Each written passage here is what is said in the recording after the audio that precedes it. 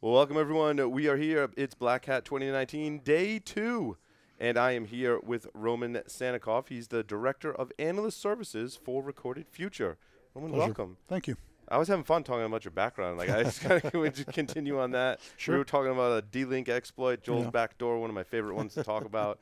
And your background's interesting. You are a translator I was. for the FBI. So I kind of got into security in a somewhat non-standard way. I'm not from the technical route that most people do. I was a translator for the FBI for over 20 years, and around the year 2000, there was the first case I worked on was actually a blackmail case of then. Not even the mayor yet, but it was Michael Bloomberg by a Russian-speaking hacker out of Kazakhstan. And it was a very interesting case. Yeah. And we got to travel to Kazakhstan as part of the investigation Wow. and really investigate the individuals who wound up hacking into the Bloomberg terminals at the time. How did you learn Russian? I was actually born in Russia. Oh, okay. And then I wound up getting a degree when I was here at the University of Albany. That's awesome. So it's really interesting. But once I had that experience, I kind of got hooked and worked on a lot of cases. They've really varied over time. Initially, there was a lot of just plain hacking because the security was so poor that pretty much anybody could get into pretty much anything. Then I think around the mid-aughts, you started seeing a lot more social engineering because I think some of the security was improving, but a lot of the customer service really wasn't used to the idea of the social engineering. Right. And so you kind of saw that. And then as the end of the 2000 aughts, then you really started seeing some of the more sophisticated, the exploit packs, exploit kits, and the smarter criminals kind of coming onto the scene. No, that's kind of very accurate, actually. Yeah, that's awesome. So, what do you do for Recorded Future today? So for Recorded Future, I'm their analyst of I'm the director of analyst services, otherwise known as analyst on demand. And what that is that obviously Recorded Future is an extensive platform that our clients have access to, but anytime that they need any additional information, additional help, additional research, they reach out to our analyst. So, like, if I find something and I'm like, this looks kind of interesting, but I need to know more, they come to you and your team and go, can you research this threat or this attack vector or this campaign or whatever it is, right? Or these threat actors. Exactly. Yeah. Some of our clients, we have a very wide range of clients. Some of our clients have, a CTI department that's maybe 2 or 3 people. So obviously they don't have the ability to really delve deeply into every threat or alert that they can't spend days on one particular thing. Yeah, that's nice. So that's one of the fun things. The notes here said spread of disinformation, which piques my interest. What's this, you got to tell me the story behind this. So that's one of the things that we've been doing a lot of research on. Obviously, over the course of the last few years, everybody's heard about social media manipulation, disinformation campaigns, all of that kind of stuff. Well, and very directly tied to Russia and the whole election. Absolutely. Definitely shined a spotlight on that, right? Yeah. One of the things that we've been focusing on is that even though that's become something that the West has focused on over the course of the last 4 or 5 years, in reality, a lot of this has been going on for quite some time. Some of the threat actors that we've actually engaged with and spoken with have told us that they've been doing something similar going back to 2004, 2005. Interesting. Primarily not targeting the West. A lot of this was done in former Soviet Union countries, Russia, Ukraine, Belarus, places like that. But a lot of these groups, these kind of, as I like to call them, mom and pop organizations, and they are, they'll call themselves black SEO, and so they'll frequently use similar tactics that they've used over the years for search engine optimization and manipulating search engine results to really translate that to social media and to manipulate social media and to including obviously taking over accounts, creating fake accounts, large numbers of fake accounts, and also manipulating legitimate users through things like click trading, for example. I don't know if you're familiar with that. Click trading, no. It's kind of a fun topic where if you have people on social media, I think it's predominantly done, again, in Eastern Europe and former Soviet Union, although I think we've seen some of it done in the West as well. But say you want to promote something on social media, you have a small business or something like that, you can sign up with this company that really has both a and kind of official website, looks like it's legitimate, and then does some rather nefarious things as well.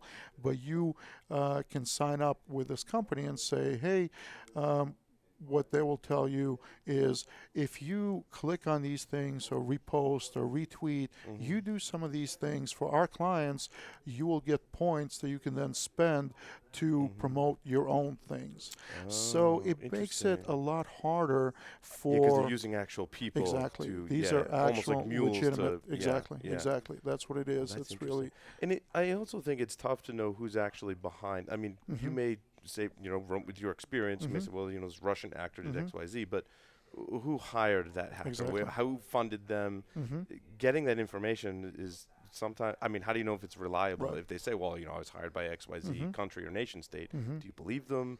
And we'll never truly know, right? Yeah. To some extent, you have to look also at the result, at what's being done, and who benefited from benefits. that. Exactly. Yeah. And then you correlate that with some of the things that you hear from the threat actors. And that's one of the other things that's kind of some of the fun stuff that my team does is a lot of our clients, they'll do their own research and they'll get to a point where even if they're looking at things that we've collected from forums, it's still relatively open, and then they'll get to kind of a wall where you need to actually reach out to the threat actor and I was going to say, you need an insider. Exactly. In a reverse sense, right? Yeah. You need to be an insider. And obviously, I don't want you to disclose any information, about that. But that makes sense that you can have that capability so that enterprises don't need to take that risk, right? And that makes a lot of sense. And that's one of the things that a lot of the clients that we speak with will say that either, again, they don't have the wherewithal to do that.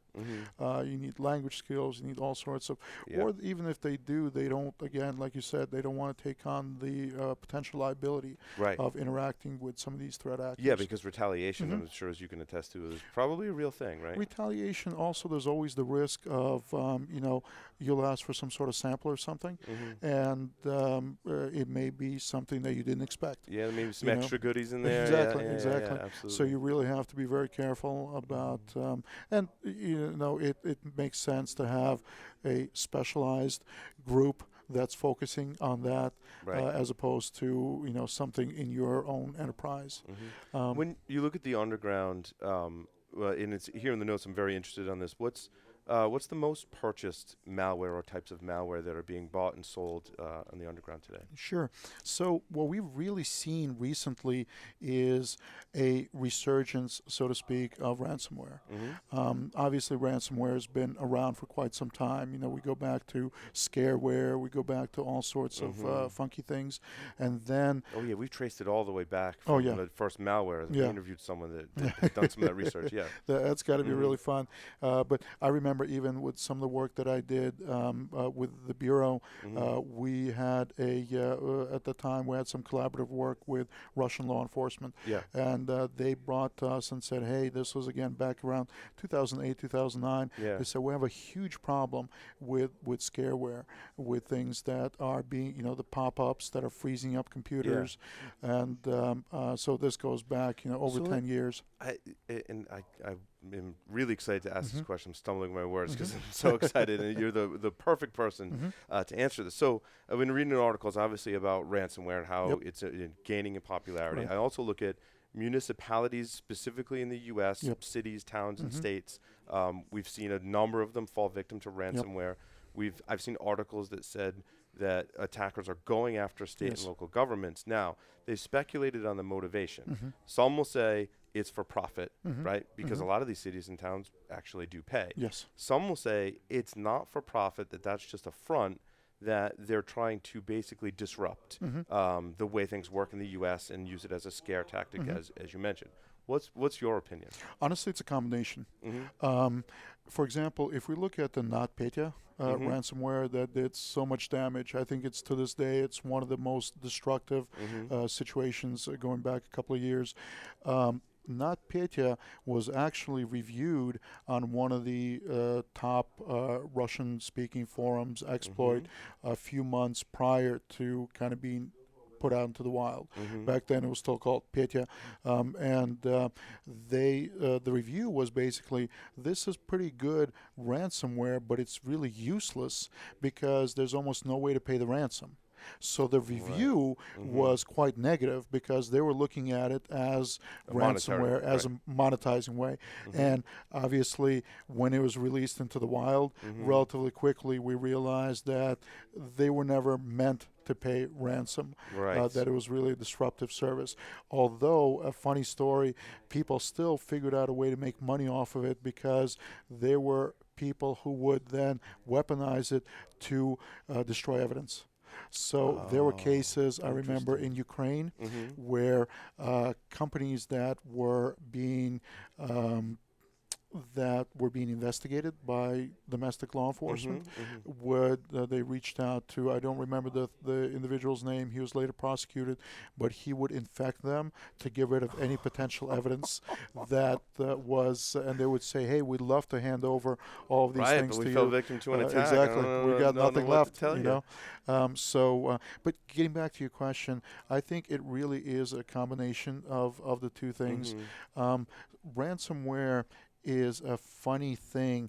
It's actually pretty unpopular with certain people in the community, people who consider themselves to be really the more elite hackers, sophisticated, because obviously it's incredibly noisy. Yeah. It kills your infrastructure. Right. You know, it kills your traffic. It puts traffic. everyone on high alert, right? Because now Exactly. they're going to look for any signs of malware in there, right? Yeah, so I can see all of the traffic that you were using, all the exploit kits that you may have been using, you're basically all the burning infection, all of your, you're burning all your of that. tools and infrastructure. So there were actually some moves or some proposals on some of the major Russian language forums to ban it altogether for two reasons. One reason was for actually, believe it or not, they had moral qualms to it. They were saying, hey, how would you feel if your grandma is in the hospital and all of a sudden the hospital shuts down? Right. So there were some bad guys who were coming out and saying that, but a lot of them were predominantly concerned with the fact that it was destroying all the infrastructure that they had spent so much time setting up for their theft of credentials and not to mention shining like a spotlight on some of their tools and techniques and actors as well, right? And there's a company, I think it's Intezer, right, that looks at the signatures behind the malware. So I can see the sophisticated hacker going like, some of my code like ended up in this ransomware, and now it's noisy. Now everyone in the security community is reverse engineering it, and it's going to get tied back to me, right? Exactly. Yeah. So when you saw the spike in cryptocurrencies about a year and a half ago, you saw a big shift from ransomware to crypto miners. Yeah. Because even though they are noisier than malware, they're a lot less noisy than ransomware. Right. So you kind of had a ransomware, I think, had a substantial decline over that time. Right. But the problem with kind of trying to combat ransomware is that it is such an easy thing for people who have virtually no skills to use. It's really, the ransomware as a service. You don't have to worry about being stealthy. Exactly. Right? Well, and also, you don't have to. Literally, you invest in, you buy the ransomware as a service. You go, you buy some traffic, you buy some this, some that, and you have to know like almost nothing. Absolutely. And DDoS is pretty similar in being noisy. Exactly. Yeah, exactly. Like that. And really compromising a lot of the infrastructure and in the same way as ransomware. But the fact that you've seen this resurgence, I think, shows that it's a lot more targeted because they are targeting entities that will pay because they have little option about whether to pay or not. At the same time, you do see them targeting a lot of public sector entities, which, like you said, is very disruptive, more disruptive than targeting private sector. Right. So ostensibly, if you think about it, if you hit some sort of wealthy, conglomerate, you probably would be able to get more than you could from a small municipality. And yet, they are hitting a lot of the municipalities.